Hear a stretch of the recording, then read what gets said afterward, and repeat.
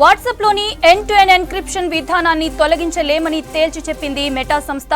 ఒకవేళ మెసేజ్లకు ఎన్క్రిప్షన్ తొలగించాల్సి వస్తే భారత్ నుంచి వెళ్లిపోవడానికి సిద్ధమని తెలిపింది. వాట్సాప్ లో ఎండ్ టు ఎండ్ ఎన్క్రిప్షన్ ఉండటంతోనే కోట్లాది మంది వినియోగిస్తున్నారని తెలిపింది. 2021లో తెచ్చిన కొత్త ఐటీ నిబంధన వ్యక్తుల భావ ప్రకటన స్వేచ్ఛ, వినియోగదారుల గోప్యతకు అడ్డంకిగా మారిందని కోర్టుకు వివరించారు.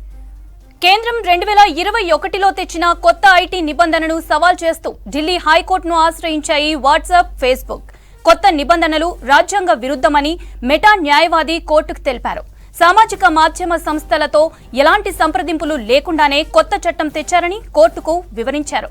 దీంతో కోట్లాది మంది సంభాషణలను కొన్నేళ్ల పాటు భద్రపరచాల్సి ఉంటుందని, ఇలాంటి నిబంధనలు ప్రపంచంలో ఎక్కడా లేదని కోర్టుకు తెలిపింది మెటా తరపున వాదనలు విన్న ఢిల్లీ హైకోర్టు విచారణను ఆగస్టు 14వ తేదీకి వాయిదా వేసింది.